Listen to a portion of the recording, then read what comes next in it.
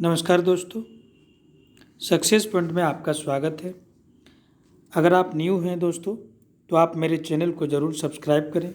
इससे हमें मोटिवेशन मिलता है और हम और अधिक ऊर्जा के साथ वीडियो बना पाते हैं।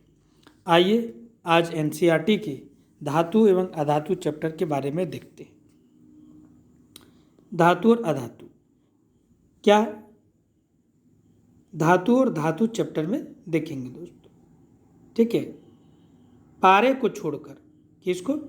पारे को छोड़कर सभी धातु कमरे के तापमान पर क्या होता है? ठोस अवस्था में पाया जाता है। जो पारे है दोस्तों, इसे छोड़कर सभी जो धातुएं हैं कमरे के तापमान पर कैसी अवस्था में पाई जाती है? ठोस अवस्था में पाई जाती है। ठीक है, उसी प्रकार आयोडीन जो है, आयोडीन जो अधातु होते हैं वो चमकीला पदार्थ है। आयोडीन अधातु होते हुए भी कैसा है? एक चमकीला पदार्थ है। ठीक है, कार्बन एक ऐसी धातु है जो कि विभिन्न रूपों में विद्यमान रह सकती है। कार्बन एक ऐसी जो है अधातु है, ये विभिन्न रूपों में रहता है। ये गैसीय अवस्था में, ठोस अवस्था में, तरल अवस्था में, सभी अवस्था में होते हैं। कुछ क्षारीय धातु हैं दोस्तों, जैसे लिथियम हो गया, पोटेशियम हो गया, सोडियम हो गया। ये इतनी नर्म होती है कि इसे चाकू से काटा जा सकता है। कौन कौन? लिथियम, पोटेशियम और सोडियम। ये क्षारीय धातु है और इतनी नर्म है कि इसे चाकू से आसानी से काटा जा सकता है। इसका दो द्रव्यनांक होता है तथा घनत्व जो होती है ये कम होती है। अधिकांश धातुएं ऑक्साइड में घुलकर, ठीक है, अधिकांश जो अधातुएं हैं वो ऑक्साइड जल में घुलकर कैसा बनाता है? अम्लीय बनाता है। और जो धातुएं होती है वो क्षारीय ऑक्साइड बनाता है। याद रखेंगे दोस्तों, जो अधातु है वो कैसा बनाएगा? वो अम्लीय बनाएगा।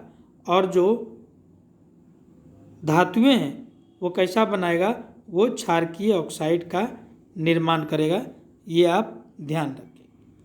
नेक्स्ट देखते हैं दोस्तों।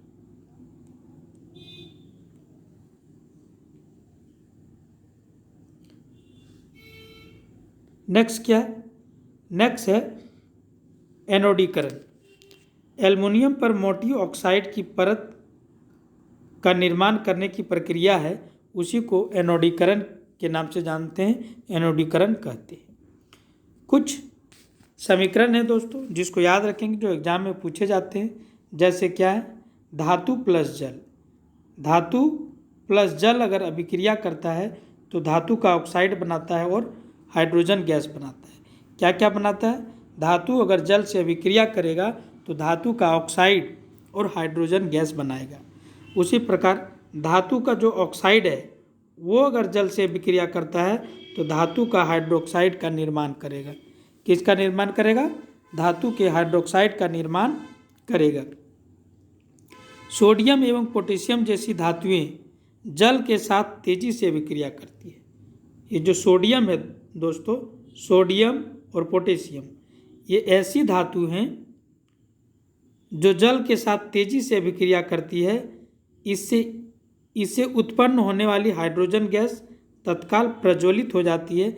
इसलिए अगर सोडियम को पानी में या पानी को सोडियम पर छिड़कते हैं तो उसमें आग लग जाती है। इसलिए सोडियम को किरासन तेल में भरकर रखा जाता है। सोडियम को कहाँ रखा जाता है दोस्तों? किरासन तेल में भर करके रखा जाता है। नेक्स्ट देखेंगे। नेक्स्ट कैल्शियम जो है, कैल्शियम की जो अभिक्रिया है जल के साथ होती है, के साथ थोड़ी धीमी होती है। जो कैल्शियम की अभिक्रिया जल के साथ होती है तो थोड़ी क्या होती है? धीमी होती है। कैल्शियम जल के साथ अभिक्रिया करने पर हाइड्रोजन के बुलबुले कैल्शियम धातु की सतह पर चिपक जाता है। जो कैल्शियम है दोस्तों वो जल के साथ अभिक्रिया करता है तो हाइड्रोजन के जो बुलबुले हैं वो कैल्शियम धातु की सतह से चिपक जाते हैं। किसे चिपक जाते हैं?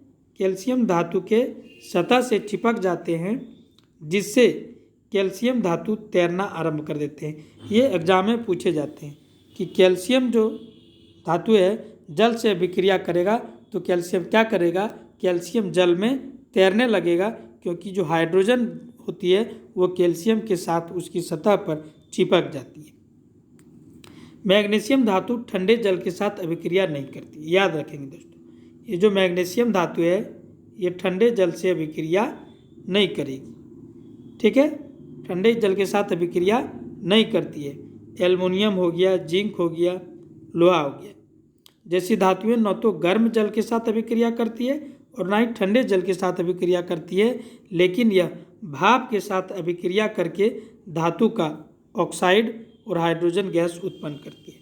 याद रखेंगे दोस्तों, ये पूछता है कि एल्युमिनियम, जिंक और लोहा ये जो है ये ऐसा धातु है यह न गर्म जल के साथ अभिक्रिया करेगी और ना ही ठंडे जल के साथ, लेकिन जो जलवाष्प होगा, ठीक है, उसके साथ अभिक्रिया करके यह हाइड्रोजन गैस उत्पन्न करेगी भाप के साथ। नेक्स्ट देखते हैं।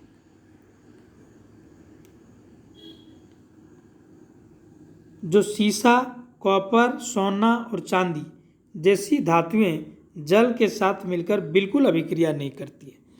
कुछ ऐसे धातु हैं जैसे दोस्तों सीसा है, कॉपर है, सोना है, चांदी है, ये ऐसी धातुएं हैं जो जल के साथ बिल्कुल ही अभिक्रिया नहीं करती है।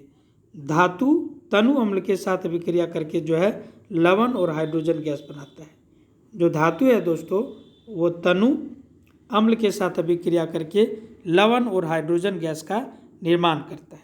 जब धातुएं कुछ याद रखेंगे दोस्तों, ये इंपॉर्टेंट लाइन है, जब धातुएं नाइट्रिक अम्ल के साथ अभिक्रिया करती है तो हाइड्रोजन गैस का निर्माण नहीं करती है, तो क्या निर्माण करता है, यह N2O, ठीक है, NO2 तथा NO का निर्माण करता है। क्या क्या निर्माण करता है, ठीक है, N2O, NO2 और NO का निर्माण करता है। यह नाइट्रिक अम्ल जो है धातु के साथ अगर अभिक्रिया करेगा तो हाइड्रोजन गैस नहीं बनाएगा। ठीक है, सक्रियता श्रेणी देखते हैं दोस्तों, ये इम्पोर्टेंट है, ये एग्जाम में पूछे जाते हैं। इस सक्रियता श्रेणी को ध्यान से देखेंगे। ठीक है, सक्रियता श्रेणी ये क्या है दोस्तों, सक्रियता श्रेणी जैसे जैसे जा रहा है इस प्रकार से ये घटते क्रम में है दोस्तों। कैसा क्रम में है, घटते क्रम में। याद रखने के लिए ट्रिक है, काशीनाथ का माली आलू जरा फीके पकाता है, कौन है आगे आए। ये अपने अपने हिसाब से आप अपना अपना ट्रिक लगा सकते हैं। तो पहले जो सबसे ज़्यादा क्रियाशील होगा वो कौन होगा, पोटेशियम होगा, उसके बाद सोडियम, कैल्शियम, मैग्नीशियम, एल्युमिनियम। याद रखेंगे दोस्तों, 3-3 करके आप याद रखेंगे तो याद कर लेंगे। Potassium, sodium, calcium, magnesium, aluminium. Potassium, sodium, calcium, magnesium, aluminium ये ऐसे हैं जो विद्युत अपघटन के द्वारा इसे अलग किया जाता है। किसके द्वारा, विद्युत अपघटन के द्वारा इसे अलग किया जाता है। उसके बाद है जिंक, लोहा, सीसा, हाइड्रोजन। क्या क्या है, लोहा, जिंक, लोहा, सीसा, हाइड्रोजन और अंतिम में है कॉपर, पारा, सोना। सबसे कम अभिक्रियाशील हो जाएगा सोना दोस्तों, ठीक है, गोल्ड हो जाएगा। तो ये याद रखेंगे, एग्जाम में पूछे जाते हैं। नेक्स्ट देखते हैं। नेक्स्ट ठोस अवस्था में आयनिक यौगिक विद्युत का चालन नहीं करता है। जो आयनिक यौगिक होते हैं दोस्तों ये ठोस अवस्था में जब रहेंगे तब जो है ठोस अवस्था जब रहेंगे तो क्या होगा, विद्युत का चालन नहीं करेगा। किस अवस्था में चालन करेगा, जब ये तरल अवस्था में रहेगा तभी विद्युत का चालन होगा। ठीक है, नेक्स्ट पॉइंट है लोहा, सीसा, जिंक, कॉपर ये आदि, ये जो है अभिक्रियाशीलता के मध्य होती है। ठीक है, प्रकृति में ये सामान्य तौर पर सल्फाइड तथा कार्बोनेट के साथ पाई जाती है।